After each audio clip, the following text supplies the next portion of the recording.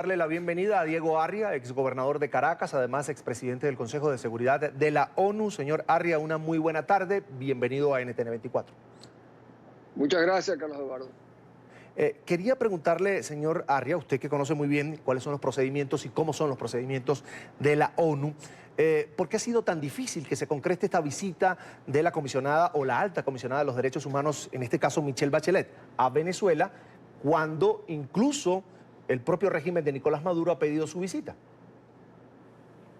Bueno, durante casi 4 años, el anterior alto comisionado de las Naciones Unidas para los Derechos Humanos, el príncipe Said al-Hussein, pidió en innumerables oportunidades que el régimen venezolano le permitiera a él hacer una visita, a lo cual el régimen se negó siempre. Es igual que Cuba se niega siempre a los relatores de la antigua Comisión de Derechos Humanos.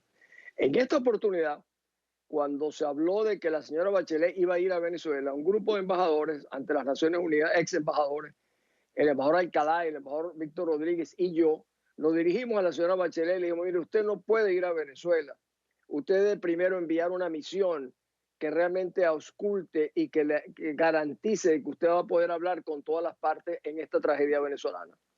Ahora, la presidenta Bachelet o la expresidenta Bachelet ha dicho efectivamente que va a enviar una misión. Eso es lo que corresponde, porque de otra manera teníamos el temor de que la visita de la señora Bachelet fuera utilizada, Calabardo, por el régimen para que produjera un informe parcializado, como ha sido en muchas oportunidades el caso. Pero efectivamente, ella ya dijo hoy, sin embargo, ha dado unas declaraciones que a mí me han dejado alarmada, donde dice que las sanciones son las que han generado en gran parte las consecuencias económicas y sociales que está sufriendo mi país. Algo realmente imperdonable, yo te diría, y realmente hasta condenable por ser ella la comisionada de Derechos Humanos de las Naciones Unidas. Ahora, hablemos del trabajo de esta comisión técnica que llegará a Venezuela a partir del 10 de marzo. ¿Cuántas personas? ¿Qué harán? ¿Cuál es el procedimiento que aplica ONU cuando se trata de una visita como esta?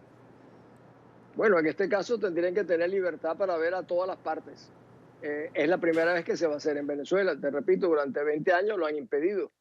Es el mismo caso, yo decía, de Cuba, de Irak, de Corea del Norte. Todos los países represivos, dictatoriales, utilizan la misma modalidad.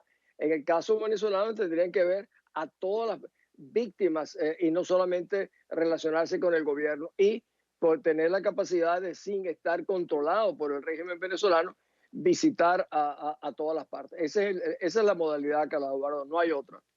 Doctor Arria, hay quienes piensan, algunos analistas, además políticos, que el escenario de ONU no es el indicado para tratar la crisis de Venezuela, porque incluso el canciller del régimen ha conformado, de alguna manera, ha logrado el respaldo de más de 60 países que hacen vida allí en la ONU para, de alguna manera, buscar apoyo político para el régimen de Nicolás Maduro. ¿Usted cómo lo ve? Bueno, Eduardo, hay 193 países en las Naciones Unidas. Y yo estoy seguro que nosotros tendremos la mayoría de apoyo, a pesar de que, como conoce, las Naciones Unidas no se distingue precisamente por tener una mayoría de países que vivan bajo democracia, sino por lo contrario. El régimen de Nicolás Maduro, que todavía hace vida en la ONU, luego de, supongamos un escenario de que sí se da esta visita de Michelle Bachelet y que puede además, como ella misma lo pide, conversar con todas las partes, es decir, con los enfermos, es decir, con la oposición, con quienes se oponen al régimen de Nicolás Maduro y por supuesto con el régimen de Nicolás Maduro.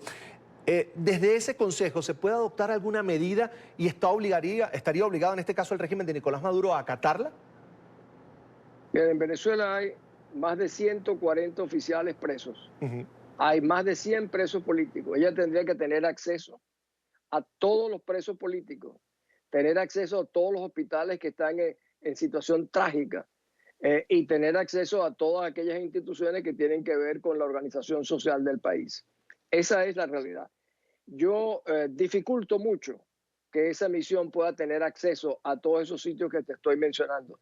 Sobre todo el poder también hablar con los militares que están presos, que son más de 100, y otros militares que están retenidos en sus casas sin proceso de juicio. Y al mismo tiempo reunirse, por ejemplo, con organizaciones como el Foro Penal, que le siguen la pista a todos los torturados. O sea, es realmente un ejercicio que implica tiempo y apertura. Yo dudo mucho, Carlos Eduardo, que el régimen quiera desvestir su realidad ante la Comisión de Derechos Humanos de las Naciones Unidas. Por eso a mí en lo personal me ha preocupado mucho que si la misión no tiene la absoluta garantía de que se le va a dar toda la libertad, puede más bien acabar siendo un elemento hasta de complicidad, dándole más oxígeno a un régimen que está acabando con la vida de los venezolanos. El fin de semana pasado, señor Arria, decía el canciller de Rusia, Sergei Lavrov, que iba a responder a esa petición que hace Washington, Estados Unidos, para de alguna manera conversar, tratar, abordar la crisis en Venezuela, pero decía que cualquier solución que saliera de esa alianza, llamémosla así, entre Estados Unidos y Rusia sobre el tema de Venezuela, debería ser bajo la premisa de la Carta Fundacional de Naciones Unidas. ¿Usted qué opinión tiene de esto? Es absolutamente absurdo. Yo conozco muy bien al canciller Lavrov, que era embajador de las Naciones Unidas. Si esto fuera así, los rusos no se habían metido en Crimea y se habían apoderado de una parte de Ucrania, si hubiesen seguido la Carta de las Naciones Unidas. La verdad es que a Rusia le importa muy poco la suerte de los venezolanos. Lo que le importa es poder generar un espacio estratégico dentro de la América para molestar a los norteamericanos. Y eso lo han demostrado en las reuniones del Consejo de Seguridad, donde el tema de Venezuela casi para ellos es marginal. Es una excusa para enfrentar a los Estados Unidos. De hecho, Carlos Eduardo, quieren meternos en una especie de guerra fría, pero no les interesa el tema venezolano. Les interesa cómo molestar a los americanos. Y eso es decir que siguen la carta. Evidentemente los rusos no son las personas más adecuadas para recordar eso. Error entonces de Estados Unidos de alguna manera buscar apoyo en Rusia como aliado, en este caso del régimen de Nicolás Maduro?